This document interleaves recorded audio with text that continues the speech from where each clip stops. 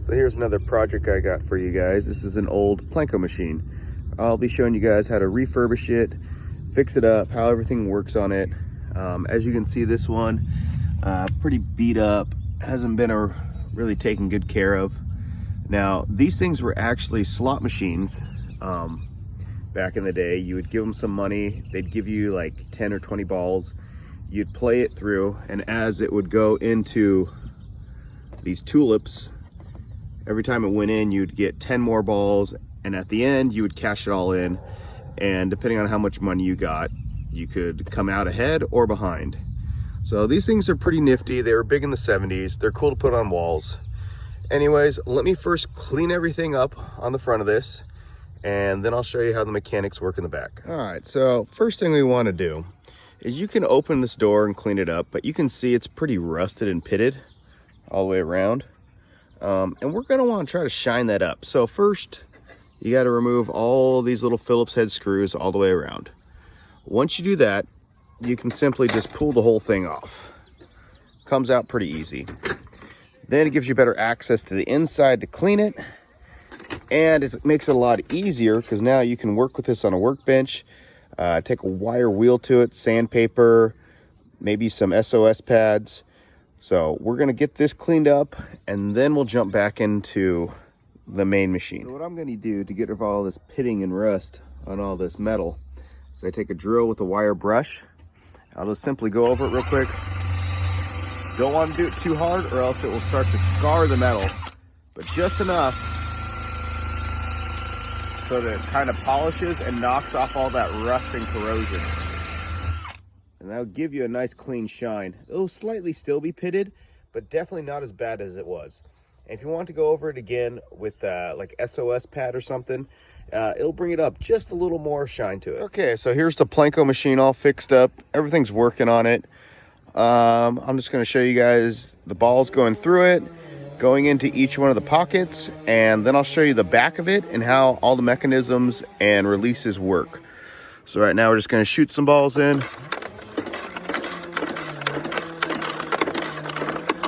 Looks like we got one of the tulips. There we go, 10 balls. Oh, we got 2 of them. All right, so I'll go on the back side now and show you guys how all the mechanical parts of this thing work. All right, so this is the basic back side of the Panko machine. So we've gone through here and made sure everything was WD-40, lubed up. The main thing you guys want to do is there's a track. Once you fill this, the balls run down it, and you can see they go down and are gravity fed into everything. You want to make sure that there's no debris or dust or dirt or anything on that railing. If you do, then it's not going to work properly. It's going to constantly get jammed. Also, you want to make sure the balls in here are the right ones. While taking this one apart and figuring out what was wrong with it, someone had put in a ball bearing in here that was slightly bigger and it had caused the whole thing to clog up. So I'll show you real quick how this works. So first you put your balls in the feeder and then they roll down. This little thing right here, make sure that they don't overflow and they have a steady pace. So they go down to here. Now this part right here, I'll show you this one last, but this, once you release it, it drops all the balls down and clears the whole system. So we don't want to quite do that one yet. This lever right here is activated when you get one of the balls on the other side and it drops down 10.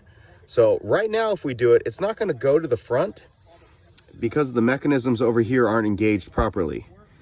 But when we go like this, you can see it drops down 10 balls.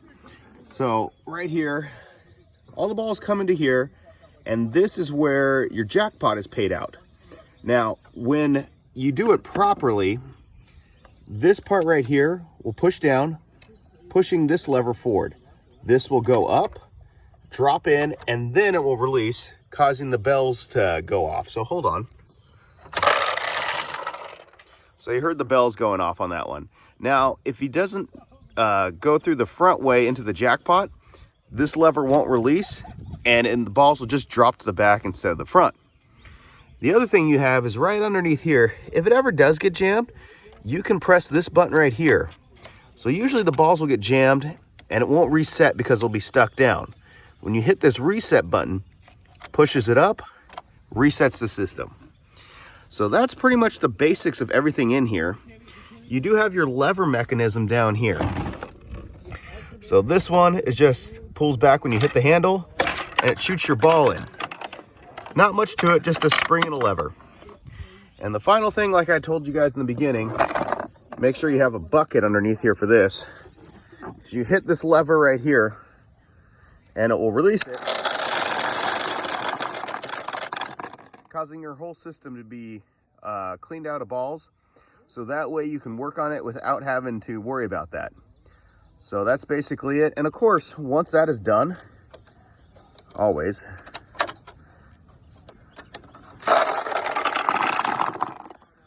kind of hard to do with one hand, make sure that resets it, because otherwise you're going to be trying to drop balls in and they're just going to be shooting down through this pipe and you'll never get it to work. So make sure this little part right here is hooked in properly and everything else should work. Now you do have this over here if you want to hook up all the lights in. I prefer not to do this. You can hook it up to a 12 volt system or 24 volt.